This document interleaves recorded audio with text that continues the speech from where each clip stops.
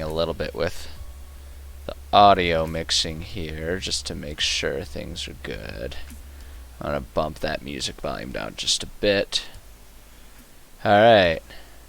I think if I'm looking at my mix and I'm understanding what it's showing, I think that should be okay. But I guess we'll find out. It's a learning process. I don't know what I'm doing. But at any rate, how's it going, everybody? This is EnviroBoy coming at you. EnviroBoy, alter ego, Scott, alter ego, guy who's just making it up on the go. Should start making up a new nickname for me every time. I'm sure that would be a really conducive approach to getting my name more known out there in the in the streaming game. Alright, baby. Heck yeah. We're doing some writing tonight. It's good stuff, man. It's real good stuff. Hold on, I gotta open up what we were working on last time. So, we want our Pirate Cove open here. That's right. Yeah. We had some good stuff going last time. Man, I'm feeling the chill of this song right now. Yeah. I'm feeling some groove. I don't know, I'm feeling in a very mellow mood tonight. Hasn't been the best day of my life today so far, but I'm in that mood where I'm just trying to not let that bring me down, if that makes sense. Better makes sense. It's a very sensible thing to say and feel. The petulant. Yeah, no, it's not every day is going to be a winner, and that's okay.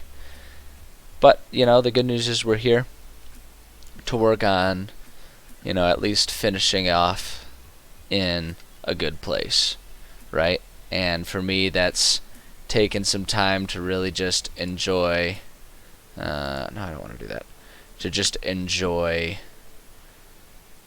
working on my world here, enjoying my fantasy fiction world that really is, in a lot of ways, it's kind of just become my happy place over the years. Years now. Been working on writing stuff. It's weird to think that I've been working on this world actually for at least one full year. Probably a little longer than that, honestly. But it's cool. It's fun to know that I have it in me to commit to something like this. To commit to a project, even if it's just one that's like, for my own personal gain and growth. It's nice to have something that I can feel good about having, devoted the effort to. So, it's good stuff. It's good stuff.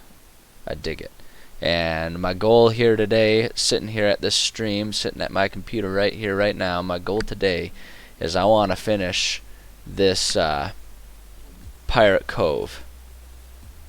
I want to get this taken care of. I want to finish this one up so that way, starting on Friday, we can dive into something new. I want to try and up my pace a little bit, up my focus a bit when I'm working on these things here. I want to sort of get it. I want to up my pace, up my focus a little bit, and I want to try and be able to finish a full dungeon, or at least one set of dungeon floors. Some dungeons are going to have multiple room sets from my sort of 10-room approach to things. But I want to get like one 10-room set done per week is kind of what my goal is. I want to produce more. I want to write more. And like I want to be putting it out there because one, it's fun, and two, I've got a lot of ideas, and it's hard for me to feel passionate about all of these ideas and to remember the ideas that I come up with, even if I try to write down a rough idea hook. They kind of fade, and the passion for an idea kind of comes and goes. And so if I can sort of get myself a bit more focused, a bit more complete in this, or a bit more driven in this writing process, and get a bit more going at any given time, I think it will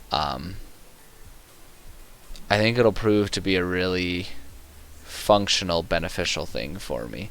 And I think it'll help me really, again, focus myself a bit more. So, in the name of that focus, we're going to go ahead and get started on this writing stream. It is Wednesday, February 24th, 2021. I'm EnviroBoy, and let's do some writing, baby. Heck yeah. Heck yeah. So, last time we left off, we had our guarded entrance, and we were going to put the charmed person spell there. Hold on, I'm just grabbing my dice here so I can have my tools ready to go. My fancy dice bag with the dice tray and everything. I'm going to put this guy right over here tonight. This will be a good spot for him. Might not end up needing him, but it's... I mean, we're working on D&D stuff here, you know. If there's ever a time or place for having our dice ready to go, I'd say this is it. You know, like, what else is this for? So we've got the dice there, and also importantly, we have our... it doesn't look fun. It's just like a bicycle deck of cards. But these are the cards that I modified to have our... you can see our different checks on them. So if we need to build some puzzles, we can do some randomization and add a little bit of fun and mystery to these dungeons. Who doesn't like a little mystery in their dungeons, am I right? Alright, so we are in Locked and Loaded. So last time we had set up our entrance with our charm person circle, which I like. I like the nature of the charm person there, serving as... I'm just going to zoom in so we can focus on a room. I like having that charm person circle there. I think that's going to be a really good way to add a little bit of intrigue to this dungeon right off the bat, by giving my players, really our players, I can use the royal we and all that it entails if I feel like it. Who's going to tell me to stop? I'll pull up this collection here. But yeah, so if we have that for our players, especially because we have these merfolk that are going to be just kind of doing their thing around here, then I think, yeah, I think that'll work out really well. So, yeah, I like it. I really like it. Okay, so on to room number 2, which is going to be our easy combat. I'm going to open up a web browser here so we can pull up some of our tools. I want to go to Kobold Fight Club here. This is kind of my go-to utility here for just kind of creating some random things. So this is, again, we're working on a level 2 dungeon, and we're going to assume 5 players. So that way it's like it's a little more challenging for 4 players, a little easier for 6. You know, it gives us a good balance for trying to just sort of have something that can be a good encompassing level of challenge for just about everything.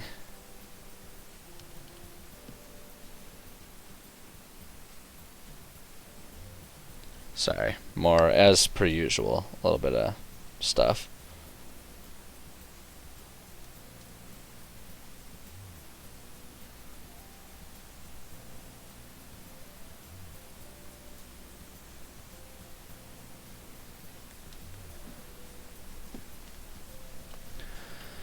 Alright, let's see here. So,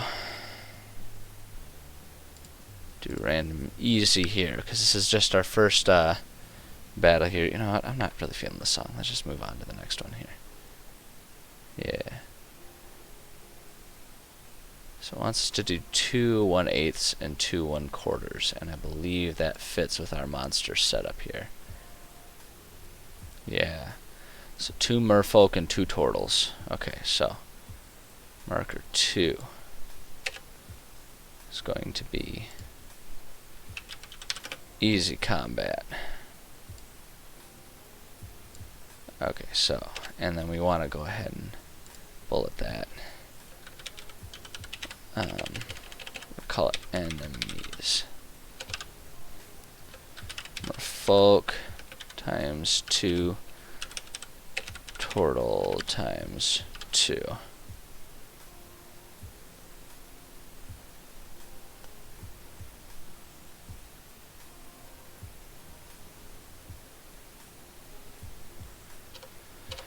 Alright, so we need to add a little bit of description and whatnot here.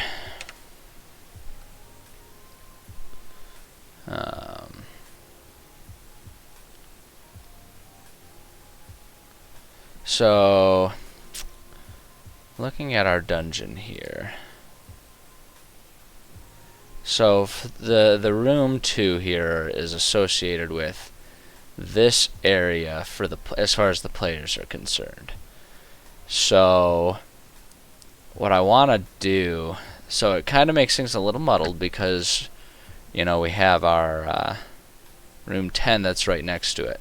But I'm thinking we can set up maybe like, the idea would be like 2 turtles here, right, the 2 turtles there and the 2 merfolk there. And the idea could be that, like, when the players walk in, the merfolk kind of pop out to bottleneck them here. Maybe the turtles kind of, like, one comes out there, maybe one comes out there, something like that. The turtles come out and the attempt is to capture them, right, to sort of trap them. Like, that's what I think all of the, I think that's what all of the sort of generalized approaches to things is going to be for all of the merfolk, because they're just constantly going to be wanting to try and capture at least one individual to bring to our marrow, who's going to be in hanging out in this area here, is what I think I want to do. So generally speaking, I want to add oh, we need to go to our objects tool here. Hold up. And then we want to go to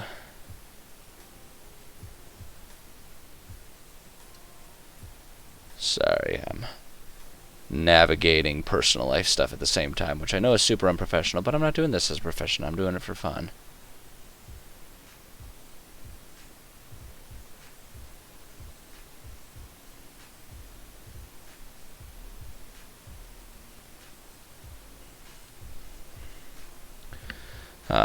So if we go to Cave, so we've got some rocks here. So I just want to add,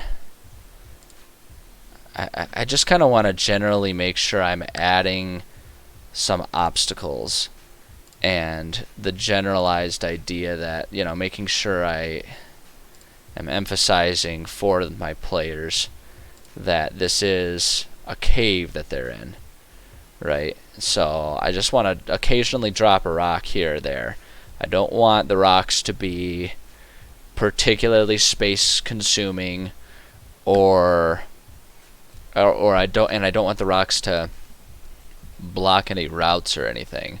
I just want them there so they can offer, so it kind of gives players some options. It gives them some options for like partial cover and stuff like that. So we're gonna do that. Let's see here. We need, where's my OneNote? There it is. Okay. So let's see here.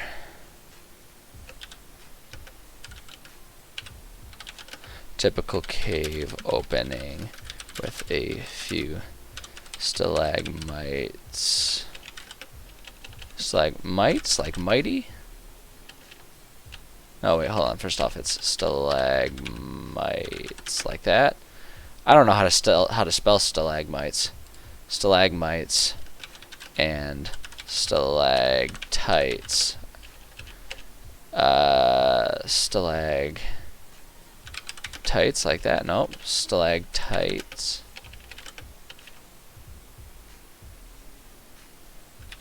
I don't know how to spell stalactites either. Oh, because it's stalactites. Okay.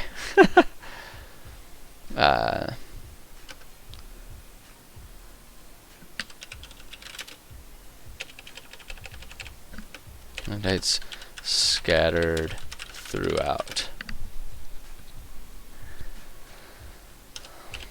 Let's see, we're gonna say low ceilings. Oops, I do know how to spell ceilings, so I'm gonna do that.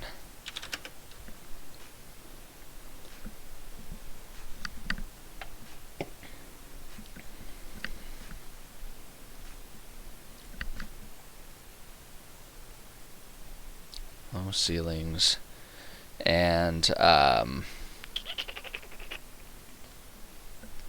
openings to the underwater rivers.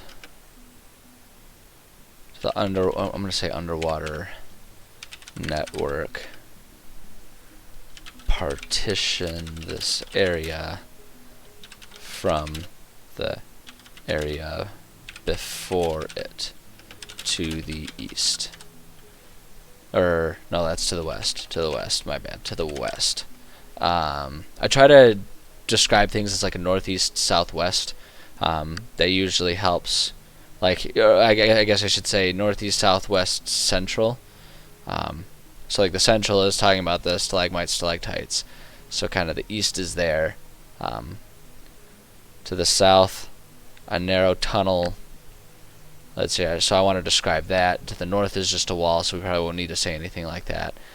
And then to the east, we've got another, like a narrow. So this is going to be kind of like a narrow passageway. And that's how I'm going to describe it here.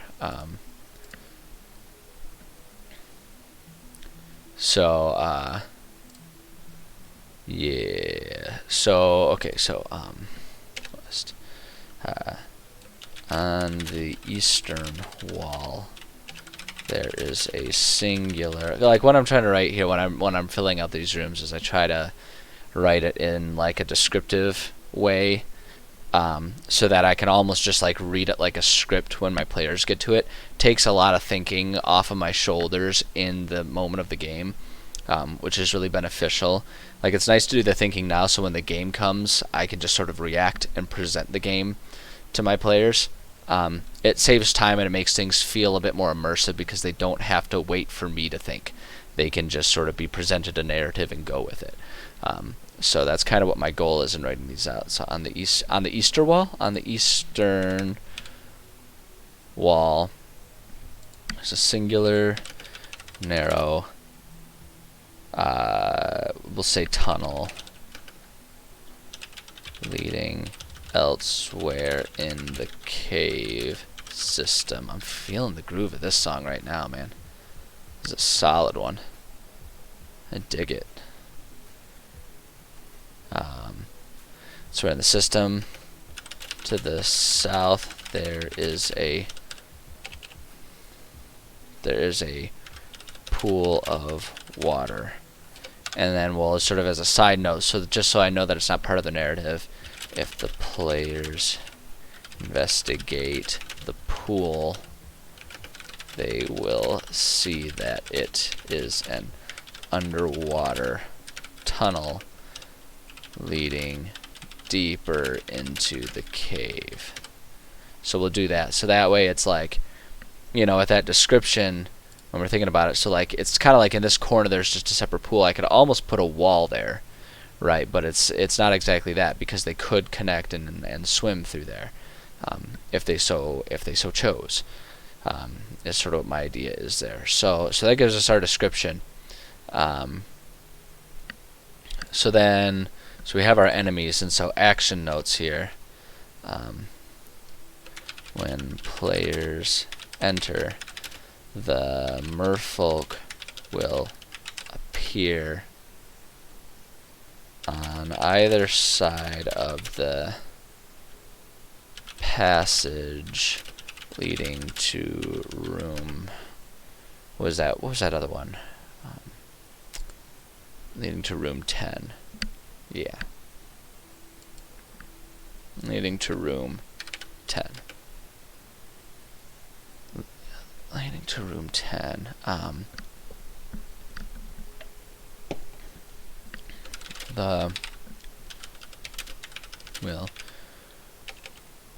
So the merfolk will try to appeal to any charmed individuals to trick them to coming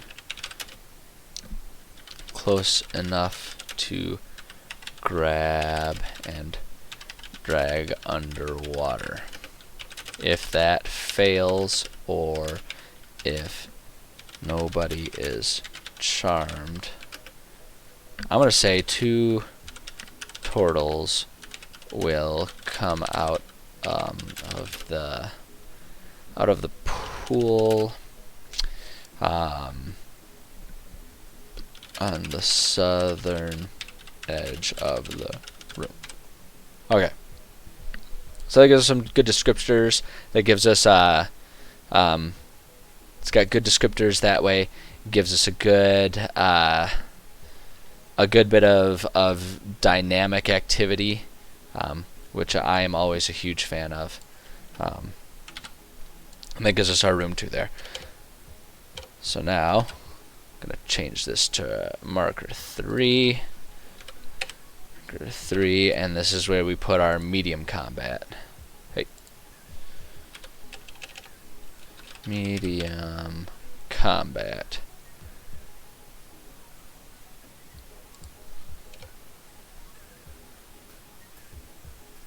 I'm kind of feeling this song too. I don't know if this is the same one. I haven't been paying close attention. But I'm feeling this one. This is good. This is an interesting playlist. I clicked the lo-fi. It's not exactly lo-fi music to be perfectly honest, but I'm not opposed to it. It's pretty solid. I'm feeling it. I wish I wish the world were different, and I could do a bit wider variety of music. I don't want to say better music, because as I'm just now describing, I'm getting some good music. I'm getting some good tunes going here, and I like it. I feel it. But I don't... Yeah, I don't know. I wish I could be playing some Spotify or something like that, so I could, highlight artists that I like. I wish that were a more accepted thing. I get that it's a tense thing with artists and creation and all that kind of stuff, so I just don't touch it, and it's fine, and it's not a hill that I'm going to die on or anything like that, but I do wish I could share some of the other cool music I've been listening to lately. I guess I could talk about it, but unless I can actually, showcase it, it's just not the same. But that's me getting sidetracked and getting away from what my goal here is today, which is to finish this GD dungeon here. Okay, so over here, we're just going to plop down a couple rocks. Do that. I'm going to do one more rock. Give it a random... There we go. So we'll put some rocks in there. Okay, so a medium combat. I'm just going to pull up our couple old Fight Club here. Random medium. Let it... Okay, now that's going to be... The marrow gets saved for elsewhere. So 3 halves. I don't think we have a half CR enemy as part of the enemy collection here. We do not. It's okay. We'll just go and we'll have them do another random. Nope. No halves. There we go. Okay. 4, 5, 6 quarter difficulties. Hugger Mugger. That's a fun. That's just a fun enemy name. I like that. But we're not working with Hugger Muggers. The quarters should be our turtles.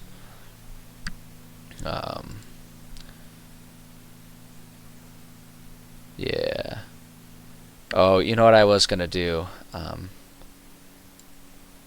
I want to. It's. Some people might argue that it's a little unnecessary to reiterate all of that information so often because I've already got it in one place, but so we'll do 2 times Merfolk that way. We'll do it that way. But like I was saying before, one thing that I think is important is to keep in mind, especially when I'm writing this stuff and working on this stuff, is that I'm producing. I'm not just building a world. I'm working on building a game world for my D&D players. And so, oops, sorry, elbowing or kneeing my desk a little bit while I adjust. Oof, hip hop, boy, oh boy. And so because I'm trying to create my notes that I'll be using for when I'm DMing, I want to make sure I'm producing something that's going to be not only all-encompassing of the information, but it's got to be in a functional way. And so the more I reiterate things, the more likely I am to just memorize it, and if I don't have it memorized, at the very least I can make sure it's right there where I need it in the moment, rather than having to constantly scroll. Because the more cohesive and the more smoothly I can present information to my players, the less likely I'm going to break their immersion. And that's a really important a really important thing for me to focus on as a DM. So first things first, enemies. it's going to be 6 times the turtles. So, and like we said with the enemies, the turtles are like enslaved by the merfolk. Essentially what's happening is the merfolk, through a combination of charming as well as just holding them hostage under threat of pain and death, the merfolk basically lure the sort of wayward and hobo-esque, maybe? I don't know, that's not quite right. It's not really politically correct to use the term gypsy anymore either, I don't think. I don't know. I don't know how that one works. Like, I know you're not supposed to say gypped. I don't know. That one's a confusing one to me, and I try to be understanding and and go with it, but I'm imperfect. Roving, maybe? Wandering? Migratory turtles? I don't know. The merfolk capture turtles. And they're largely, like, they're basically, the way I am envisioning this is through usage of magic, as well as, again, you know, more nefarious approaches like torture, threat of injury and death, things like that. They've sort of enslaved these turtles, oftentimes in a very Stockholm syndrome-y type of way. So when there's 6 turtles there, what I'm envisioning is somewhere, maybe just like sitting in the corner, there's like 6 of them sitting around. Maybe they've got like a small fire to do a little bit of like cooking or something like that. You know, they're just cooking up some fish for a meal. You know, and they're turtles that are just enslaved and they just kind of live there. It's kind of what my thought is. So I'm gonna do. Does it have fireplace? There we go. Does it have like a campfire type of fireplace? No, but maybe they've got a campfires. They've got a full-on campfires. We're gonna go ahead and put just like a. I just want a 1x1 campfire. We're just gonna put a small little campfire right there. Small little. I've got friends that make fun of me for saying small little all the time. Apparently, that's an abnormal thing to say. You know, search me. I want to rotate this. It looks weird, doesn't it? It looks weird. It looks weird, its positioning. I don't know. I'm going to change it. I guess all of them look weird. Hold on. I'm going to put that one in. Why don't... Oh, because I got to go to my objects. I know how to use this tool. I can do it. Don't help me. I can do it. Okay, so there's just a little campfire there. That's about it. You know, you can almost describe it as them being there to sort of, they're supposed to be guarding the entrance, so to speak, too, is kind of what I'm thinking. So let's go ahead and write up a bit of a description here. So there's our enemies. This early room in the cavernous dungeon is a large, wide open room with a few openings above, letting in a few stray beams of light from the outside. That way it's general enough that if they're there at night, it doesn't matter. Let's see here. What kind of stuff do we got? So,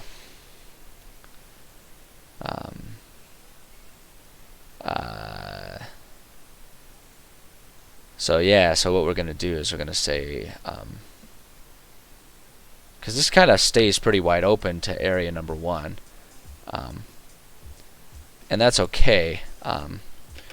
To the west, this room opens up to the open entrance of the cave with a few narrow paths of stone offering bridgeways over the larger rivers that flow between the rooms. do that. To the east, more such rivers and stone walkways can be seen leading deeper into the dungeon.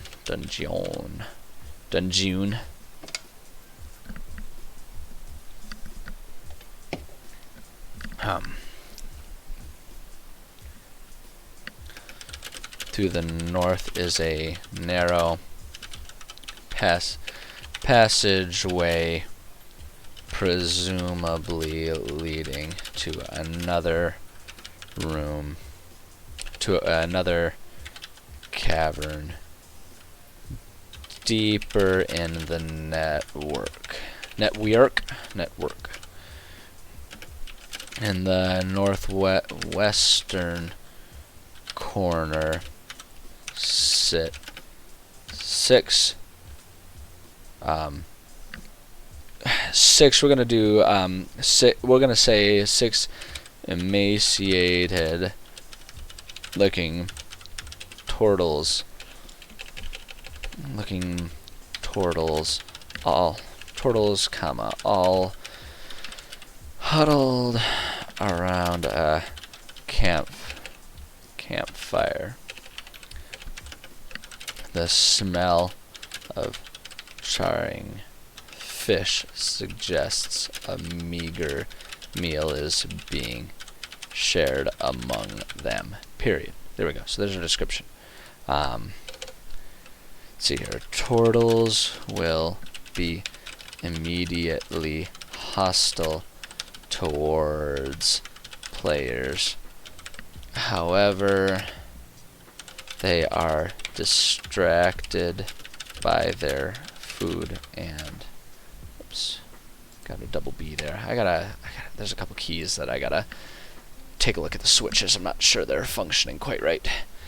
However, they are distracted by their food and will not notice any players until they are within, we'll say, 30 feet, or the players make a loud enough noise to announce their presence. There. Okay. So there's a bit of trickery involved there, not through anything deliberate, but rather just through the nature of how these turtles are behaving. They're tortured. They're really not committed to this. They are indentured to the merfolk, but it's not. They don't have a personal connection to this cave or what's going on in here. So they do their jobs, but like minimally. Is sort of the idea here. So that's our room number 3. So marker number 4. So this is going to be difficult combat.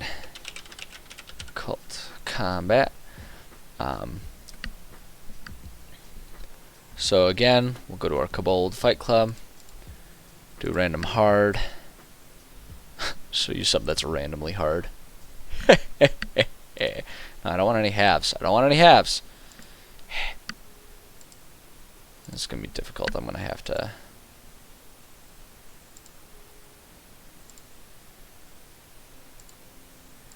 I might have to sort of build this together myself here. Alright. We'll just do it myself.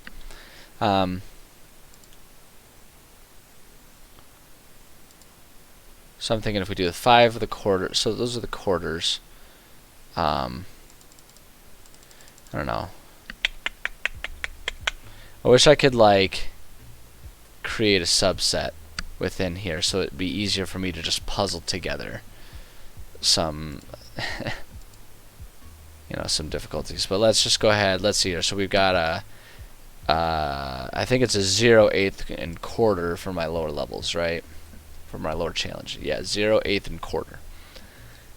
and then 2. And I do it, and just so it's, you know, obvious for anyone who hasn't been around for any of my explanations of how I do enemies, I like to theme my dungeons, which means I predetermine a set of enemies, and I do that off of sort of how I've a challenge format, a challenge rating format that I've come up with that you can see here. So if we focus on our level 2s here, you can, let's here, so you can see what it's meant to be is our CR0s, those are fodder.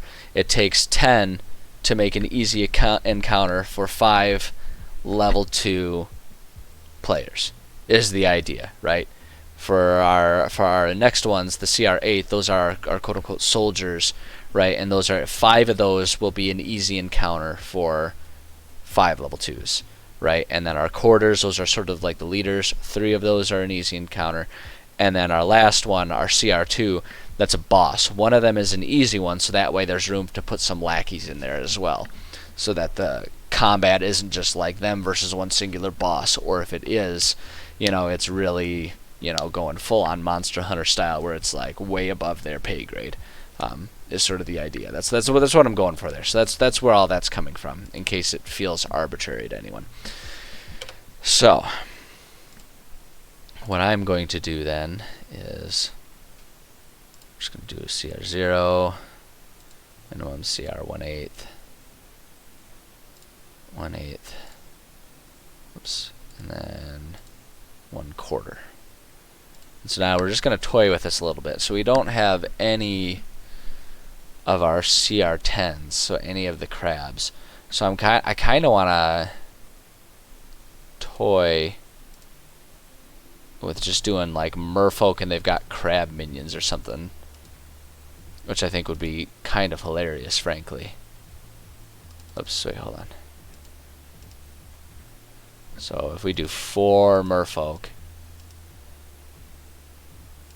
let's see here, I gotta,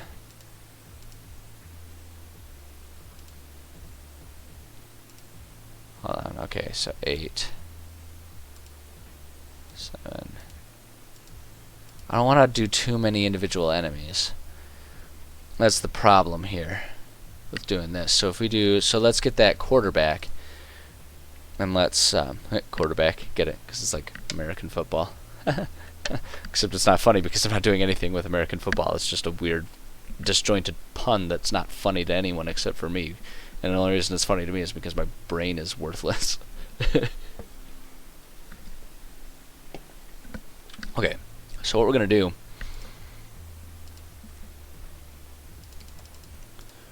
is we're going to have primarily merfolk with a few turtles. We do some turtles there.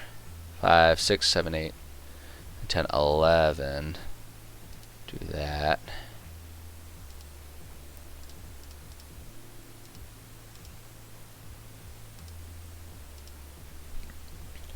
That's 13. 9.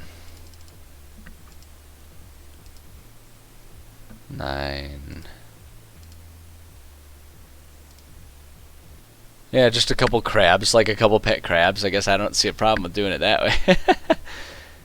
And the only other thing is we could add 1 more turtle here.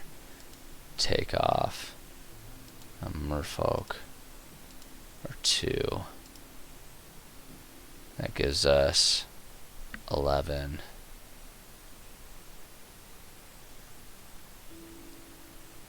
Yeah, I like that balance. It's a little heavy on the number of enemies, but we can do it. I think we can do it. Well, let me look at the size actually of the area. This is for area number 3. No, 4. Area number 4. Marker 4, yeah. So that puts us... Oh, we can't even do any merfolk in that one for sure. Exactly because this one doesn't have any water connections. This is going to have to be more turtles. Which frankly I'm okay with, actually, when I think about it. I don't have a problem with that. It's whatever. So let's go ahead and come back here and let's just math out. It's all turtles. It's all turtles. Nothing but turtles. I like turtles. That's mean. Okay, so we're gonna give them 8 turtles. 8 turtles! It's so many to fit in there. That's what she said. Wait, hold on. No, we're only doing our difficult. So 7 turtles. Yeah, we'll do 7 turtles. That's still so many. Can we even comfortably fit 7 of them? We could do another campfire.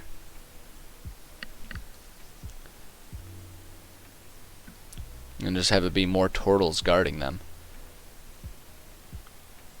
And just kind of use the same description as in the previous one. I guess I don't see a problem with doing it that way. So let's put another campfire there. Let's see here. Okay, so...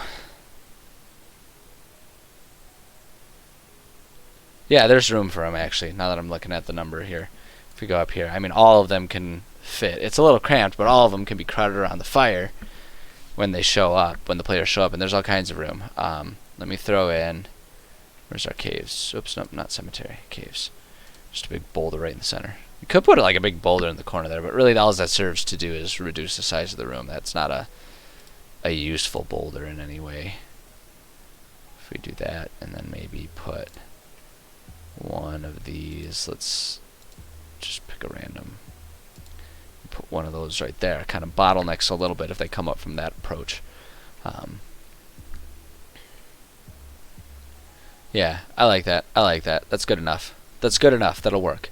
Name of the game is good enough. I thrive on good enough. I live for good enough. It's not just good. It's good enough.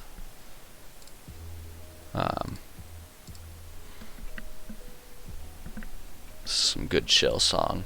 I like it. I dig it. I dig it, baby. Okay.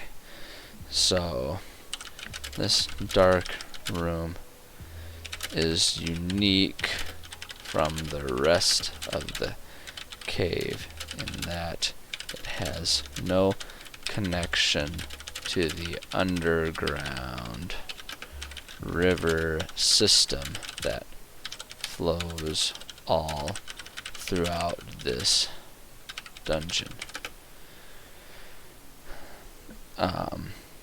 In every compass direction there are narrow tunnels leading to different parts of the cavern. Let's see here. Crowded around a small campfire. Wow, I can't spell at all. Campfire, campfire, crowded. A small campfire along the southern wall of this room are 7 turtles, seemingly bickering over a few scraps of overcooked crab meat. Boom! There we go. It's descriptive, largely the same as the other one, but still unique enough to get away with it.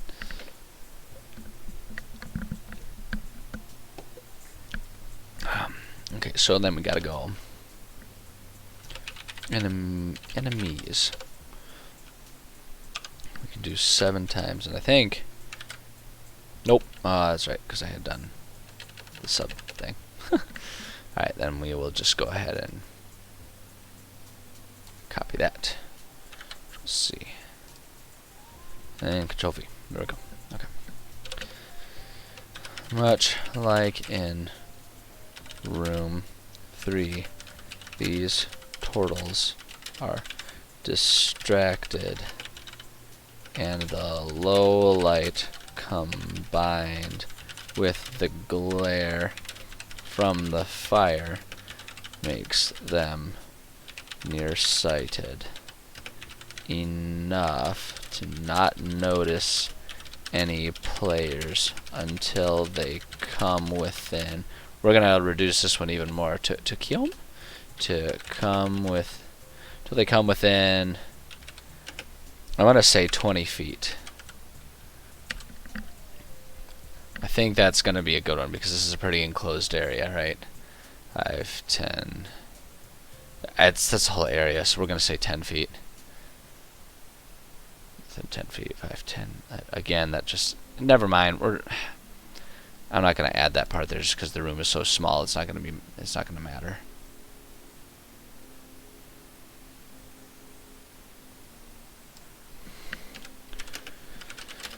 I will not pay attention to anything other.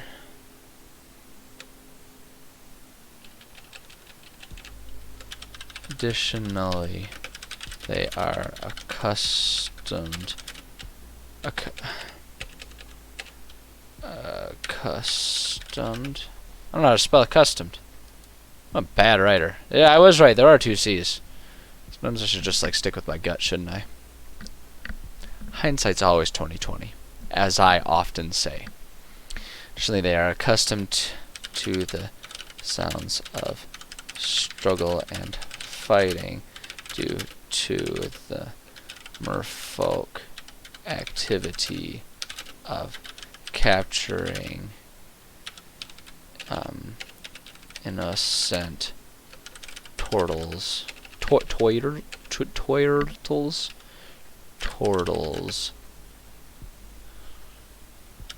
or other poor souls unfortunate enough to wander in.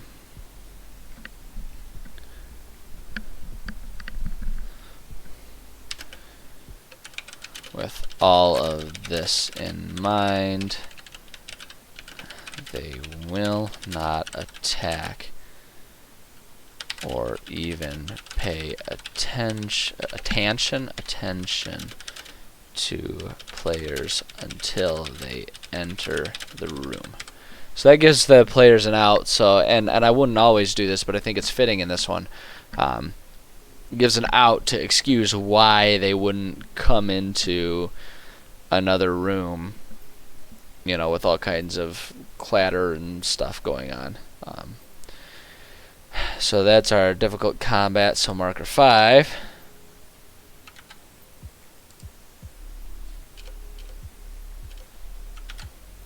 So marker 5 is going to be deadly combat. Oops, yeah, we need to do marker 5. And deadly combat. Alright, so we could do lots of turtles, but I don't want to rely solely on turtles. I really want this to be full with a lot of things. Okay, oh yeah. Okay, so you know what we can do?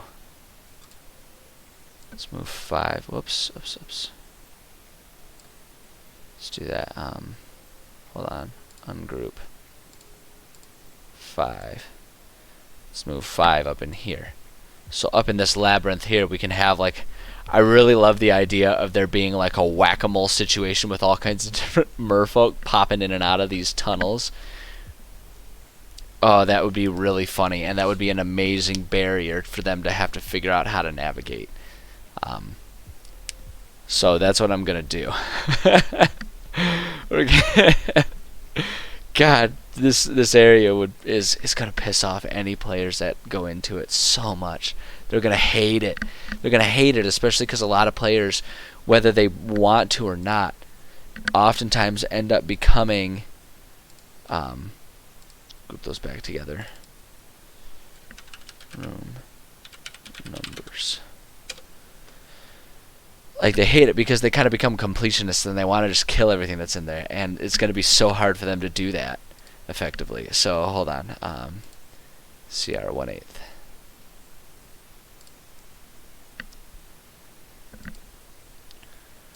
Let's take that. So we're just going to keep trading off until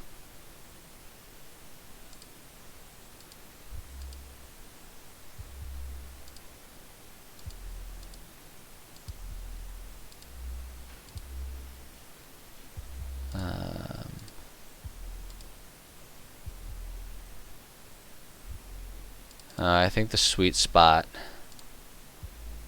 is there. 8 and 3. So, gosh, they're gonna hate this so much. Okay. Alright, deadly combat. Go here. Enemies. 8. Oh, wait, hold up. I want to be using this so we can have our experience and stuff. Copy that. Paste that. 3 times. Totals. Oops. Come here. There we go.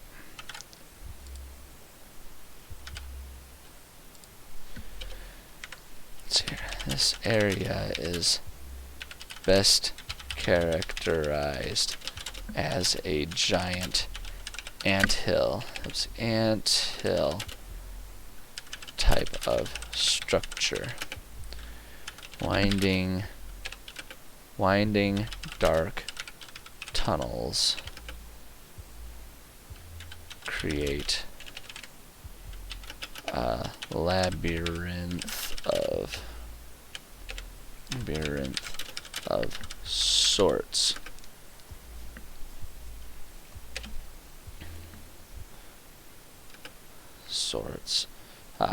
That even the best spelunkers could get lost in. Occasional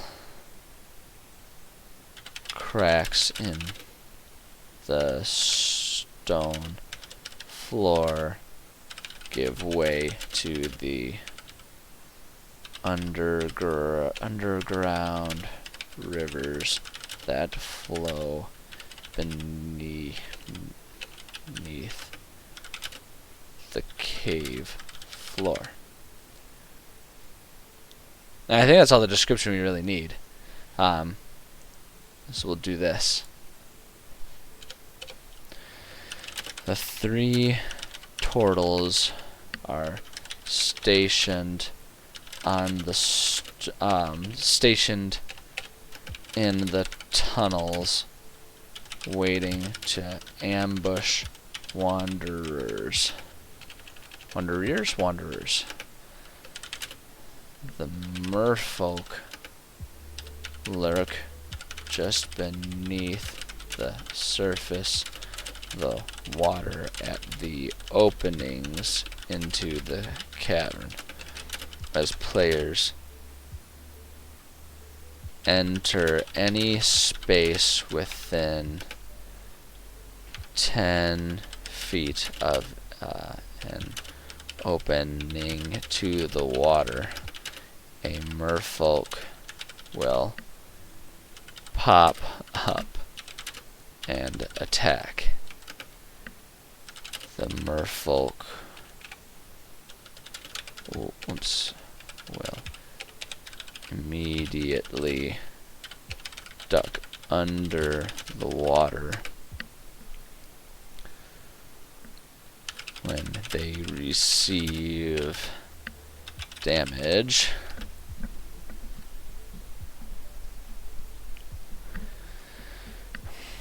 When next merfolk pops back up, the one with the most health will be the one popping up. Gosh, they're gonna hate this area so much. This is so mean, but I love it. I love it so much. Okay. Okay, so there's that one, marker 5. And there's no need for stones or anything like that because I don't want to block the pathway at all. I think it's perfectly labyrinthy as it is. So now we just have to do our boss battle. Marker 6, and this is going to be our boss combat.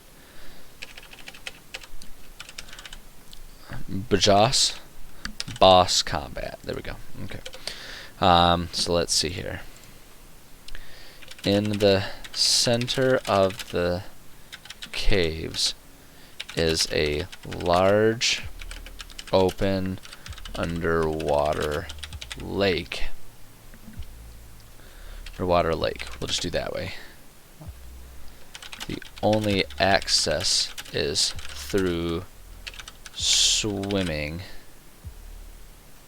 Only access is through swimming through the still salty water. It is in this pool that the marrow is chained up for release by the merfolk when they deem it appropriate to do so. Enemies. Okay, so the enemies are, we're going to add the marrow, and then it's going to be the marrow, and then that's just, we need our CR2. There we go.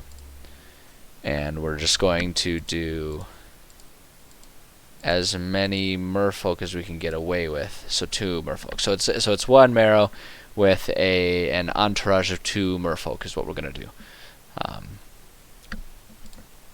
So it's 1x marrow. What's the marrow's stats?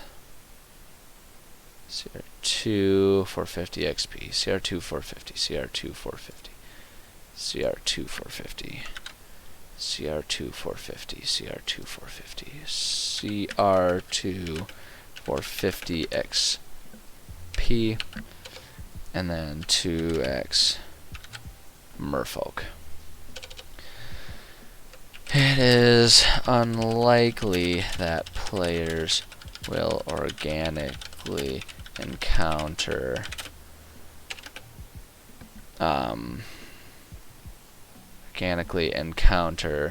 the marrow and his handlers. Rather, what will happen is if players kill 2 out of the 4 other combat groups, the marrow will be released and begin hunting the players.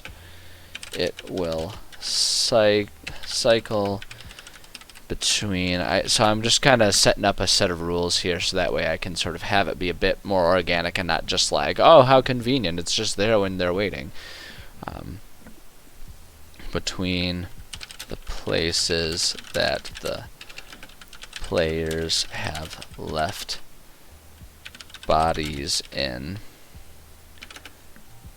but will station itself at the cove entrance if it cycles through twice and doesn't encounter the players. So that will increase the likelihood that they'll do it, because like its movement will match, like I'll just sort of in my head think about its movement matching the players. So for every amount of spaces they move, I'll have it move equal amount of spaces through the water until it finds them, and that's how we'll do it. So there are our situations. Just in case they do choose to swim out there, we are going to put a few stonies around in the area here, just like that. Okay, that's good. Perfect. Okay, it is now 8 after 5. I'm going to take my customary break here. So I'm going to take like a 5-10 minute break here, sort of, stretch my legs, run to the potty, refresh my beverage, and we will be back for the second hour coming up soon. So yeah, so hang tight. I will be right back as you are about to see you.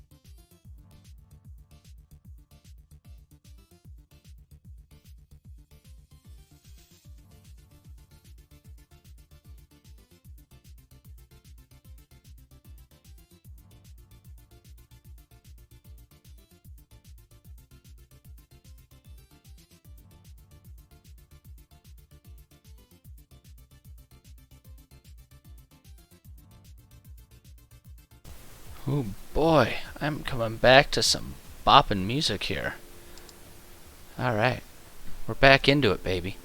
We're back into it, and I gotta get working here. We've got about 1 hour, a little less, more like 45 minutes to try and finish up this dungeon, but we are past halfway done. We only have 4 more rooms left, so I think we can do it. I want to get it done. I want to get this done. I'm gonna do it. It's gonna happen. I'm telling you, it's gonna happen. I'm gonna make sure it's gonna happen.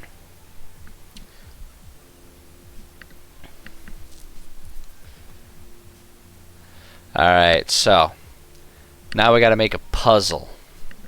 Make some sort of puzzle here.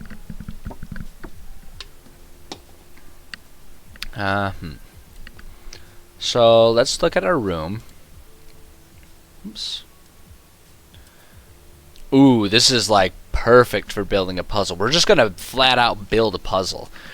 And what we're gonna do is it's gonna be a puzzle because this is a room that, oh man, this could not have turned out more perfect. And this was all just like random room assignment. Well, mostly room. I adjusted a few things to make sure that we could have the entrance at the entrance. And that was it. The entrance at the entrance and the boss and in the center room there because I wanted those. Everything else was random. So I'm pulling out my cards. We're going to build a random puzzle. And what we're going to do is we're going to build an intentionally designed trap puzzle type thing. We're intentionally going to build something convoluted and crazy. So that way at the end of it all there is a pirate treasure chest. That is going to happen. That's what we're going to do right now. So we're going to choose 3 skills at random here to determine what type of skills this puzzle is going to be based around. Acrobatics, Arcana. We already have acrobatics, so we're going to draw a different one.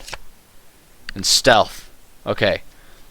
So, some sort of magical trapeze through a nest of sleeping bears. I don't know.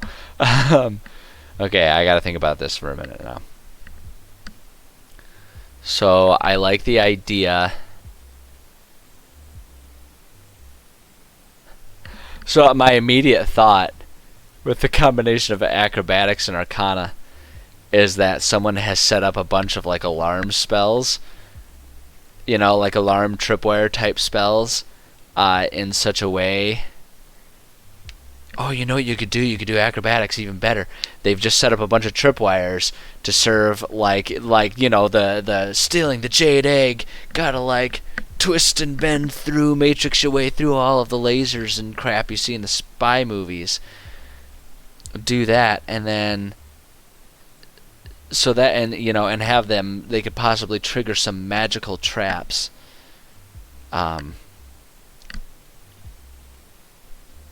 Yeah, magical tripwires. How does stealth play into it, though? I would need to find some way to get some stealth involved in there. So, okay. Let me see here. Let me think. Just gotta think on it for a minute. Okay, so. Whoops. Where my bullets go? Boom.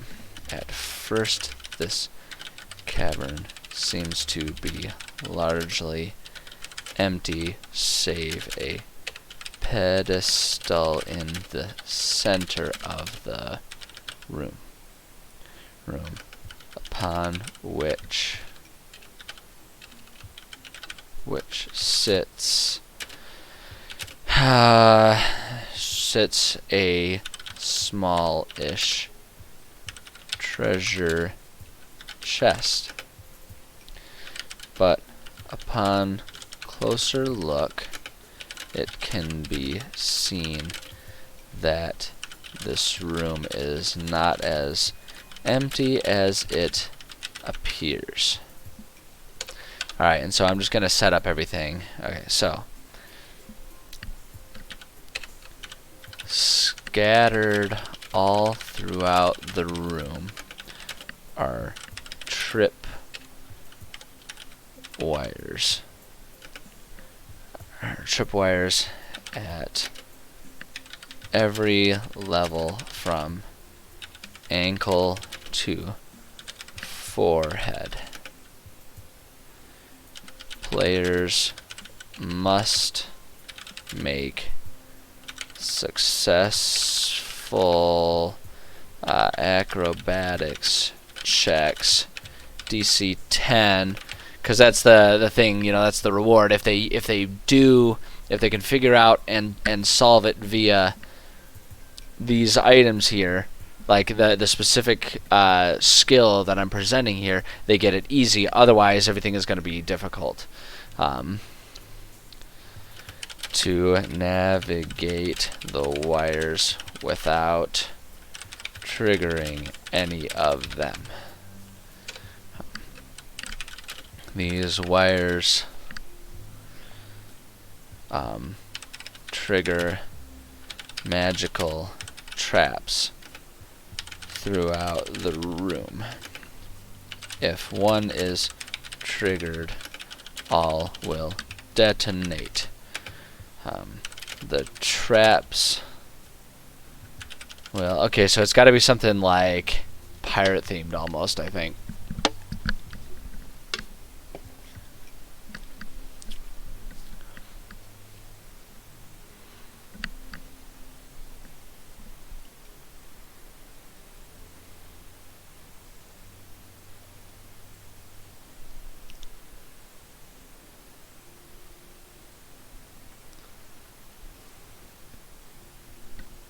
Let's see here. The traps will cast. I gotta think about what's a piratey type of spell. Hold on. Let's go ahead and get to D&D Beyond here. My favorite D&D specific tool as a DM. And so we want to go to Game Rules. Spells. Just want to view all spells.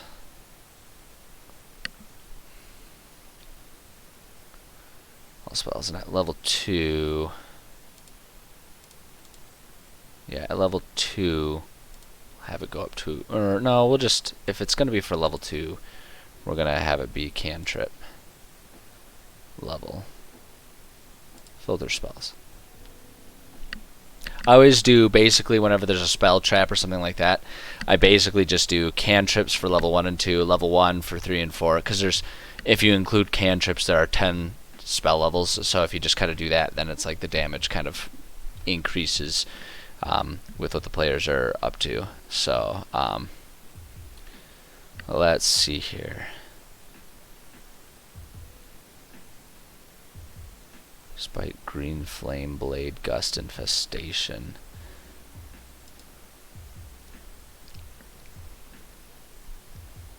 Magic stone mending, mine silver mold earth. Produce flame, ray of frost, shape water,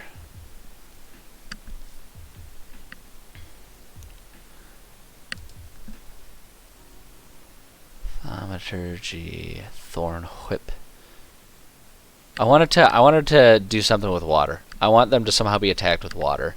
That just seems right, doesn't it? Doesn't it? It seems right to me. I'm gonna stick with it. I'm gonna trust my. I don't know if there's a good water one though. There was control water. Mold earth, poison spray, primal savagery, produce flame, ray of frost, resistance, sacred flame, sapping sting, shape water. Shape water. It's like the only one there is. It's like the only water one there is. Shape water. It's useless. Doesn't help me at all.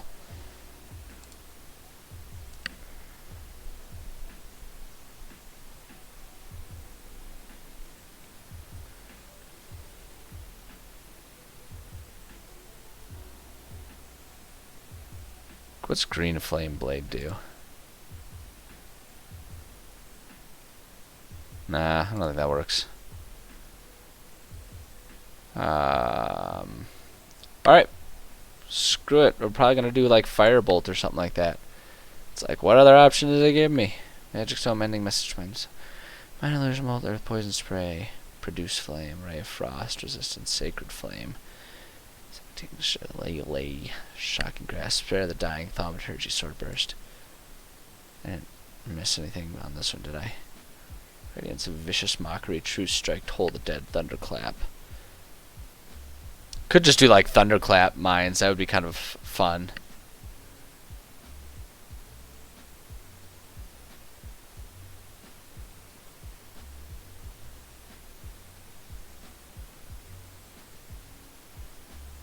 Thunderclap would be interesting.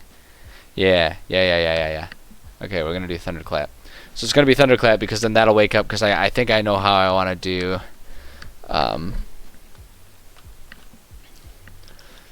And I know how I want to do the stealth as well. So thunderclap. So they'll cast.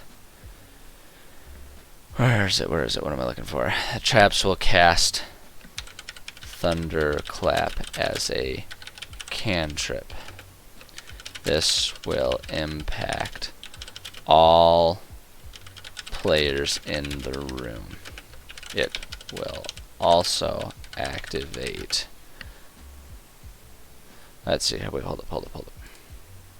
Oops, that's not what I wanted. I wanted this one. Con save. Okay, thunderclap, and it's gonna be. We'll make it easy.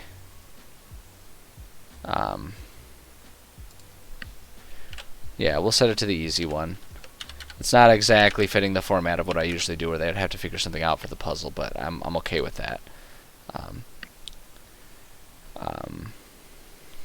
Activate the third part of the puzzle. Arcana. Okay, so thunderclap DC. That's what we'll do. Thunderclap DC 12. So if they set it off, it's hard. Arcana check DC 10 will let players identify and deactivate the traps, is what we'll do there. And then stealth, what we'll do is on either side of the chest stands one of two zombies that appear asleep. If any loud noises occur, the zombies will awaken, grab the chest, and begin sinking into the earth. It's hand wavy magic trap. It's fine. It doesn't actually make sense for it to happen, but sometimes it's just what you do for the sake of DMing and offering them something interesting. The earth with it. If this happens, players will each have one action to try and intervene. The zombies will immediately turn to dust if touched. Alright. Stealth DC 10 will avoid waking them. Avoid waking them by player action. If the traps are set off, the zombies immediately awaken. Boom. There we go. Alright. A little bit of hand waving going on with the magic there, but like I say, you know, I'm trying to create an experience for the players. So if that's what it takes, it's what it takes, and I'm okay with that. Reward. Boom. Okay, so now we just have to come up with a reward, which I do have. I do have a sort of, yeah, so this is in a starting out, so 600 to 1800, you know. So what I always do is I just roll percentile.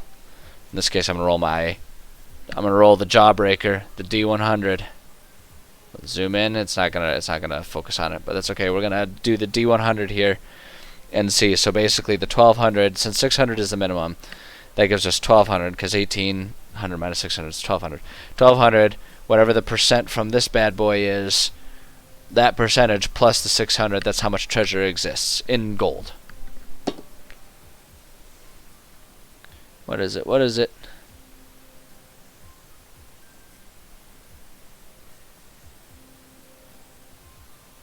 So that's 60%. Not bad, not bad. Not bad for the players. I'm sure they won't complain about 60% of that. So I should be able to do this in my brain, but I can't. So 1200 times 0.6.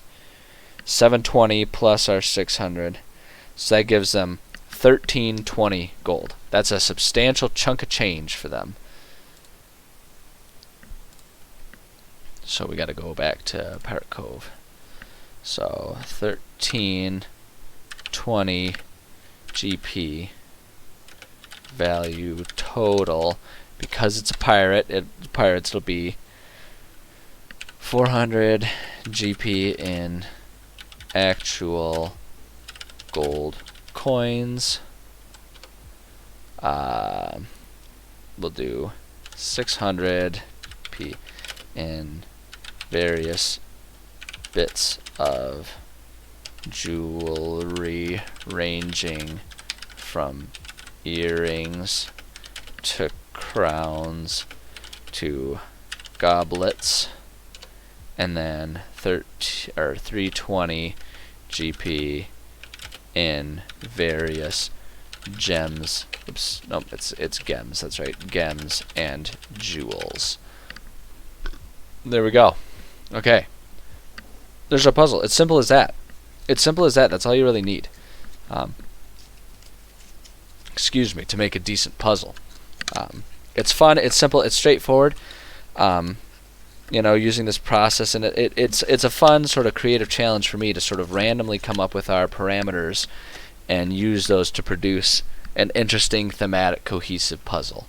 That's what keeps it fun for me, right? Because that's the other thing. Like I deserve to have it be fun for me. All right. So, marker 8, the twist. So this is where I just throw something in that's a little odd and random.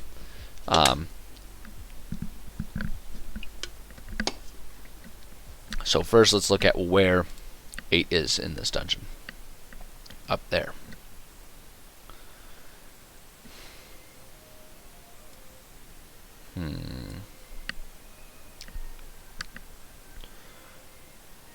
Let's see here. Oh, I do need to... Let's see here. I do want to put some rocks and stuff in 7 here to give them just sort of a visual of how it's all set up there. So if we do that and that, just like that, and then we need treasure chests. Does it have a treasure chest? No. What about just chests? Chests. Haha. A chest right there. Okay. There we go. Simple as that. Alright, so for 8. So 8, that actually works out well. The oddity is just going to be that there's an alternative pathway in and out. That's going to be the only thing about it, and I am fine with that being the only thing. Some people might argue that that's a little simplistic, and those people can lick me, because I think it's a perfectly fine option for that to be the alternative. So there's that's the alternative exit that will lead out there. The oddity, I feel like I should offer them some sort of reward if they swim through it. Okay. So let's describe it, and I gotta describe it in a way that offers a hint that there is something to discover there. So this room, we need to bullet that, is empty upon first entry. However, at the northern end of the room, there is a small pool of water that appears to be almost glowing. Closer look will reveal that light is illuminating the water from further north, suggesting that this underwater tunnel leads to another entrance slash exit to the cave system. Oops. Enter. Okay, so if players wander through, if players swim through here, they will find themselves at a secret beach. Is incredibly tranquil and beautiful. Lying on the beach is, I'm gonna put like level 2 is really early for them to get really a magical item, although I tend to be a bit more loose with magical items. One, because as a DM I can up difficulty if I need to, and two, they're heroes. They're the heroes of the story. They should have cool things. And the thing is, too, is I tend to, I haven't introduced it to this group of players that's doing this one because I'm still pretty new, but what I actually do is I have a system that I like to use where instead of items just being like a straight-up magical item that is something described in the book, instead what I do is I provide them with what I call enchantment tokens, and it's definitely like gamey, right? It's not exactly as lore cohesive. It's a bit more meta, but what it is they're little medallions that are imbued with the power of a spell, a specific spell at a specific level, that when taken to an enchanter for the right price, or if the players want to have their own enchanting skill system, they can enchant it themselves, right? But it's a token that can be imbued upon an item. And my idea is that items can be imbued with as much or as little as they want. It's just that the more they pile on, the more the different types of magics and enchantments will have unforeseen interactions, is what I do. So, and the reason I do that is because I like for my players to be able to have their personal weapons with backstories, like, you know, this is my grandfather's sword forged in the steels of the Dwarven Empire, you know, things like that. I like them to be able to have that, and not like as soon as it's like, oh, but this is a +1 sword that's a little rusty and you found in a cave, they can be like, oh, fuck you, Grandpa, and then grab their new weapon, right? Like, it doesn't make sense. You know, that's not what people want to do with their players or with their characters. So offering the tokens offers a way for them to really include their fighting style and their weapons in their backstory. I like giving that to them. So that's how I like to do it. So I'm thinking we can give them just a little cantrip there.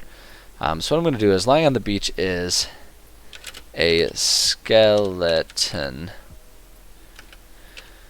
It's a skeleton with torn, ragged, pirate-like clothing covering it. At its side are two things: a weather-worn but still impressive scimitar. It's scimitar. Yeah. A small medallion. Medallion with 2 L's? Yeah. Small medallion, which is an enchantment token imbued with I could do the thunderclap, imbued with cantrip level thunderclap. There. So yeah, so it's like, you know, and the thing that's fun about that too is they can then decide how they want to use that magical ability. They can be like, I want to put it on my hammer, so once per day, you know, usually that's what I'll do also. Whatever magical items they put on there, you know, because it's like a spell, it's like you can do it once per day and it recharges, and we just do that indefinitely is what I usually like to do for it. So it's like they can, you know, they can pile things on and that's fine. But it's like if they put a whole bunch of things on there, they might not always be able to control which one is cast at any given time or something like that. But it's like they get one use per day. that they can take, you know, like if they put it on a hammer, they can do a thunderclap smash that then whenever they hit with the hammer, emanating from that is thunderclap, you know, or they can make thunderclap gloves or something like that. So every time they so like when they once per day clap with the gloves, like it'll cast thunderclap, right? I love doing stuff like that, and I love being creative with the players to kind of work with it. Like they come up with an idea, and I kind of come up with a balanced way to do it. It's very homebrew. Some might argue it's broken, but I don't know. I think the concept of having everything always be 100% rule savvy is a little overrated. We're playing a game, man. We're just trying to have fun with things, and it's more fun if there's whimsical, magical mystery involved in the world. I mean, think of Tom Bombadil in Lord of the Rings. He's one of my favorite characters, and even Tolkien himself is like, I don't really understand Tom Bombadil, but some things are just meant to be magical and not understood, and that's okay, right? And like within the books, Tom Bombadil was kind of a fun, weird, mysterious creature and character that like shows up and then disappears, and it really makes you feel like this is a world that has so much mystery in it, right? And so I like adding these little things here. So there's our twist. If they get creative and explory with things, then they can potentially find that, and that's the only way for them to find it, because it's like a little secret beach. So we've only got 2 more rooms. Marker 9, the reward. Okay, so where's room 9? Yes, yes. Oh my gosh, man, this is just accidentally perfect. So 9. So the reward here, we need to find. Let's see, I don't want campfires. I just want camps. Beds. So they have just like bed rolls.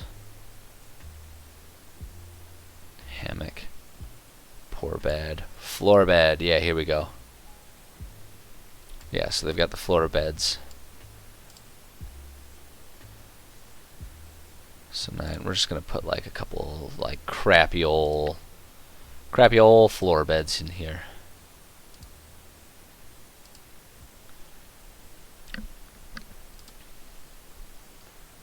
There we go. Okay. So we'll do that, and then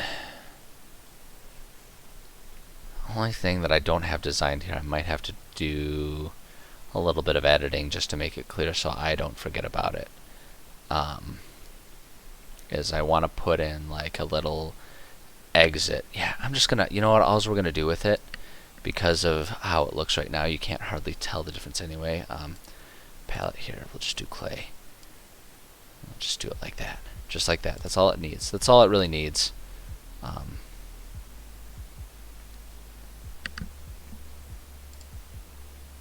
Hold on, wait, we can remove that. Whoa, hey.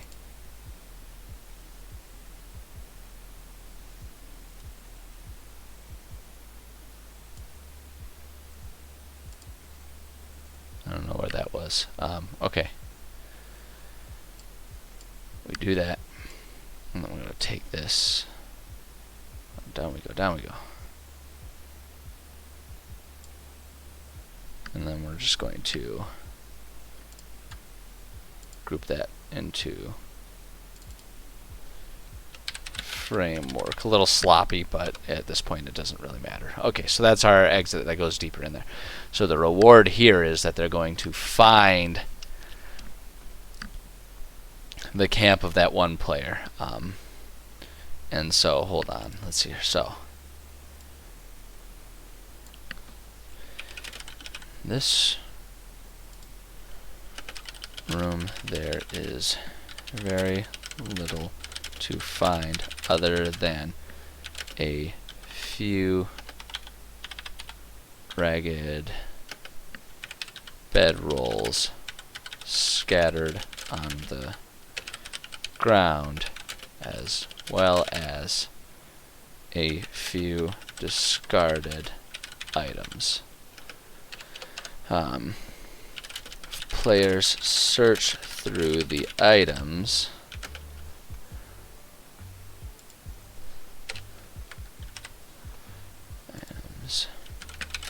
will find evidence suggesting that the owners of these items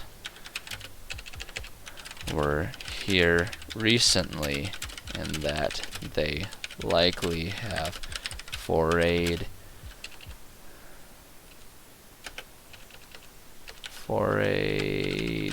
there we go, deeper along the pathway to the east that leads to the abandoned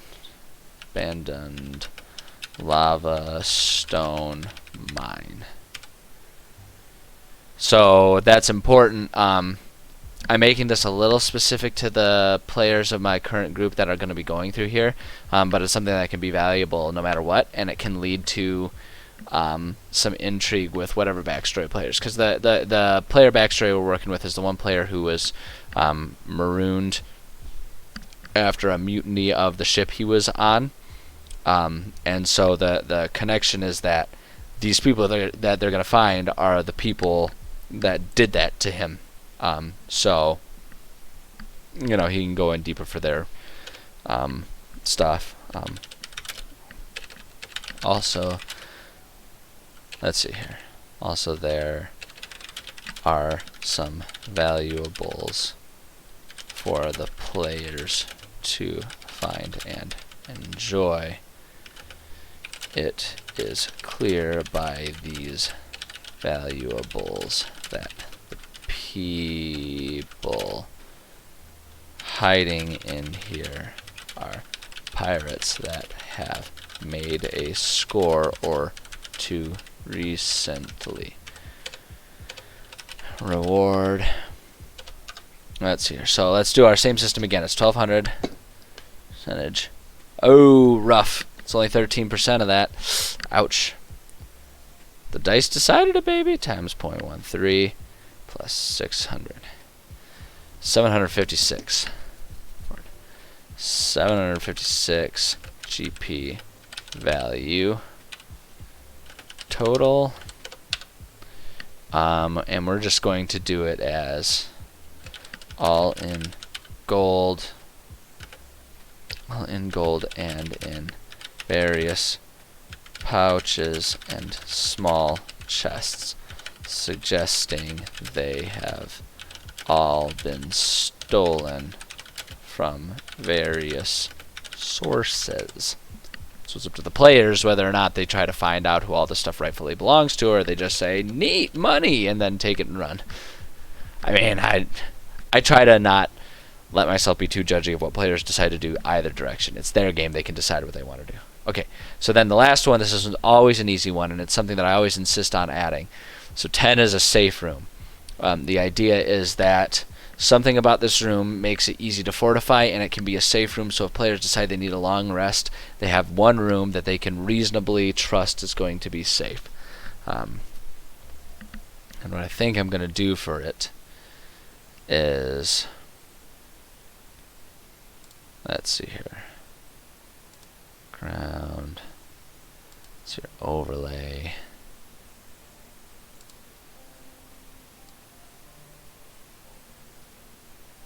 I'm going to do that. Let's see here.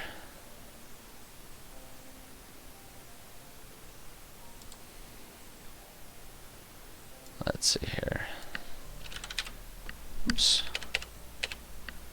Okay, let's say the nature of this room is curious and uncharacteristic to the rest of the cave. In the center of this room is a somewhat deep depression into the stone floor that goes roughly 3 feet below the level of the rest of the floor of the cave. It's unclear how this we'll say structure came to be, but there is no indication that it is a sign of danger in any way. The dip goes roughly 3 feet. 3 feet down, making this a decent place to bed down, as people laying in the depression will not be visible to prying eyes peeking up from the water nearby. Boom.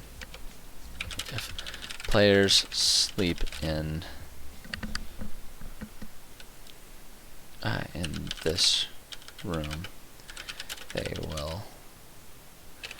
Players sleep in. If players take a long rest here, when they roll the random chance encounter dice for the night, all monster encounters are instead quiet nights. Boom. There we go. So they might still get some of the other curious things that could happen, but it'll be quiet nights for them otherwise. And that's pretty much it. That pretty much finishes off what we're trying to do, except that I am going to go back here, go back to the caves, and we're just going to put a few rocks around here just to make things interesting. We'll put some rubble right there. Put a rock like right there. Maybe a rock right there. There we go.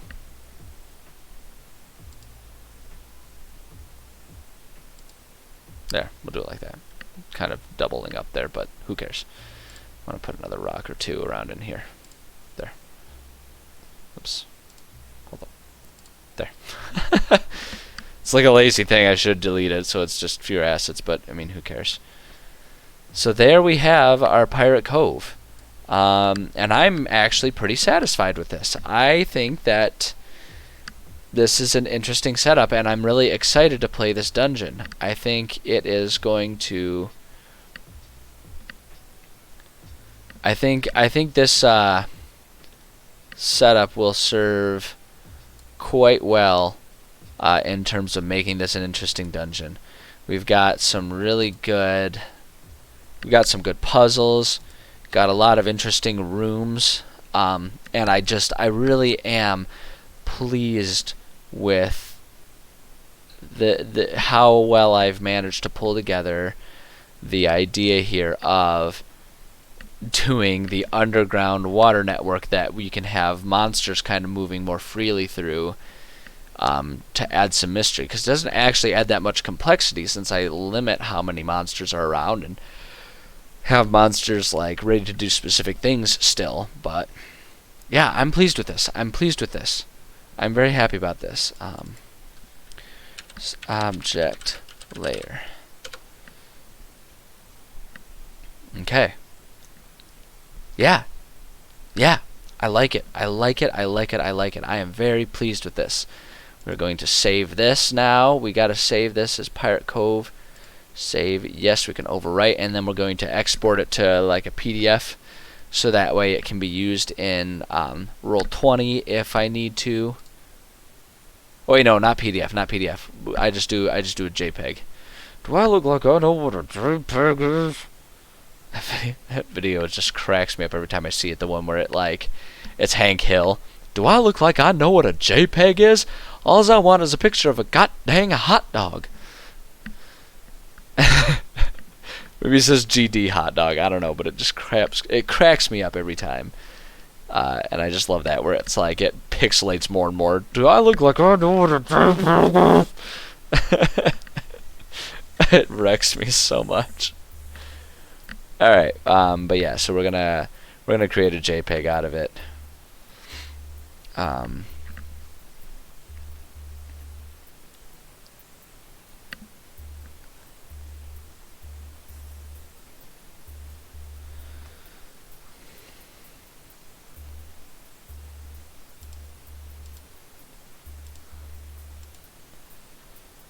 Yeah, I don't exactly like that it's cutting that off. But I don't think there's much that I can do about it other than...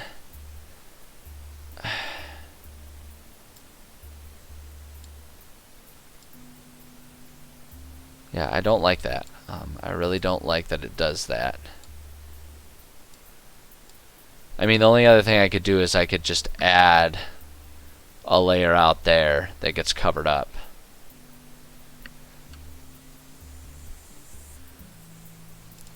Although I could just take away the coordinates. I guess I honestly don't really need the coordinates. I don't know why I'm insisting on putting the coordinates there.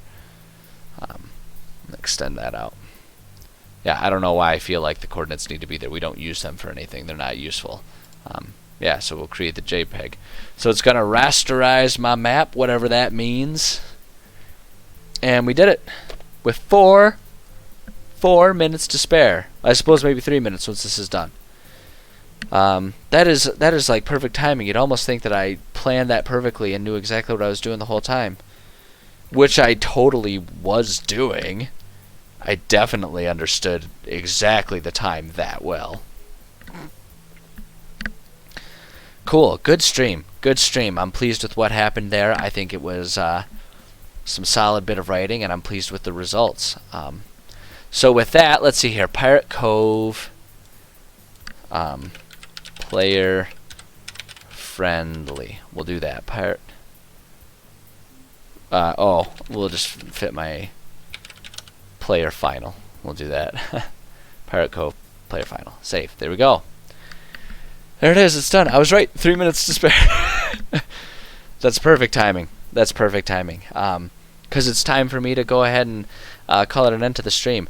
Now, I am going to, for anyone who's, I know there are a couple people who have started sort of watching regularly and paying attention. My situation has changed a little bit, scheduling-wise. I am going to still stream, but it is going to become a bit more chaotic when I'll be streaming. Through some good fortune, and you know, just without going into too much detail, because I don't want to like rub it in and brag it or anything like that. But like, I've been vaccinated to COVID. I've been vaccinated, and due to increasing vaccinations, and places being willing to follow the guidelines set in place, long story short, I have the opportunity to start training martial arts again, which is something that I absolutely love doing. I have been missing that for the past year. Contact sports have been a really tough thing for us to be doing during COVID. It does still incorporate a little bit of risk, but after talking with the people who are running and sort of opening up the gym, I feel confident. I mean, for me personally, I have my vaccine, so I'm not worried about my personal risk. I live alone, work alone. You know, I work from home, so I'm not worried about getting it to any family members, because if I'm going to go visit family members, then I just skip practice for a week or two just to make sure. But I don't even need to do that, because really the only risk of me transferring is going from immediately one place to another before my body has the chance to, you know, clear out any virus, any small amount of virus that can sit in my, you know, my nares or anything like that. So, I don't know. I don't really need to justify it, but I want to justify it. And the reason I want to do it is not because I feel like I need approval for it, but more so because I want it to be clear for other people that this is still an important thing. I'm still taking it seriously, so should you. But the upshot to all of this is that I can finally start training again.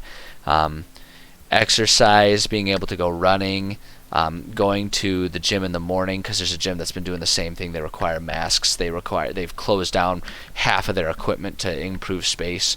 They limit how many people can be at the gym at once. You know, I felt very safe. I've been doing that for 6 months. No issues whatsoever for me or family members I go visit. No outbreaks linked to the gym. I feel very safe. They're doing a very similar situation at the martial arts gym, and I'm going to jump on the opportunity, because they are limiting how many people can rejoin the gym right now, exactly to keep gym sizes under control and therefore keep risk of spread under control. They're looking for primarily vaccinated individuals and stuff like that, and I got to jump on the chance. Exercise is such an important thing for me in terms of staving off depression, which is a constant threat for me. You know, martial arts being my favorite one. I'm absolutely in love with the sport of MMA. and training. So at any rate, evenings I will be training, which means it is going to be much less common that I can stream in the evenings, because I'll be spending that getting my teeth knocked out instead, which I am super thrilled about. It's going to be good. So what I'm going to do is I'm going to start taking advantage of the flexibility that working from home has really offered me. I'm going to retool my day job schedule a little bit to offer myself the chance to stream in the afternoons. I don't think it's necessarily an ideal time, but I think it could be good too, because I think a lot more popular streamers really pick up their viewership in the evenings, and it's hard for me to compete with them. So I'm hoping that maybe I can fill the streaming version of the niche of daytime soap operas, right, where it's not as popular, but you still get people who are looking for something to sort of have on in the background. So I'm hoping maybe that this will let me take advantage of that. But because it's going to be in the middle of the day, and because it is competing with my day job, which has to come first, it'll have to be flexible, and there may be days when I just can't stream. I will be trying to update my schedule week by week based on when I have work meetings and work obligations for my day job. But we will start streaming, and that is going to start tomorrow. I'm going to modify my schedule tonight as soon as I finally shut up and log off here. But that's how it's going to be for me moving forward, which I'm really excited about, and I think it'll be fine. Because the other thing too is, by going to the afternoons, because it's not going to be bumping up against when I got to start thinking about going to bed, depending on how my workday is going and what I have scheduled for that workday, I might be able to stream for longer, get a bit more writing done, get more gaming in, things like that. So yeah, I think it will be good. It's going to be different. So we'll see how it goes, but that's the situation for the few viewers that I have that I know have talked about enjoying these writing streams and will likely watch the replays. That's what it is. That's where it's at right now. I'm excited about it. You have no idea how excited I am to be training martial arts again. I do have in mind that it would be really fun to find a way to try and stream some martial arts, or at least produce some videos that I can put on YouTube, on my YouTube channel. By the way, check out my YouTube channel. It's just another way for you to watch my replays. I just upload the replays. I don't have time to edit anything, but it's there. It's there, and it stays there rather than going away after so many days like it does on Twitch. So, but that's a project for down the line. I don't even have any proper recording equipment for that, and I'd have to ask the gym if they'd be okay with that. So that's a long time coming, but it would be a really fun thing. So at any rate, that's my big announcement. Not that there's really anyone watching who cares a whole lot, but that's what's going on. The replays will still be up, so if it's more convenient for you to watch in the evenings and you want to watch them, then by all means check them out. I appreciate it. I love it. I've been noticing that all of my replays have been getting a few views, and I'm pumped about that. I think that's really cool. I really enjoy producing this content, and I'm glad that there seem to at least be a few people who are interested in checking it out. So yeah, so with that, I think that's all I've got for the night. Got the dungeon done. Talked about my change in streaming. So yeah, tomorrow afternoon, I got to check my work schedule and see if I've got any meetings tomorrow afternoon that I got to work around. But tomorrow afternoon, I intend to do some Borderlands streaming. So look on the schedule for when that will be. And yeah, we'll see you guys then. So thanks for stopping by. I'm EnviroBoy. Please go out there, be good, spread some goodness in the world, and we'll see you next time.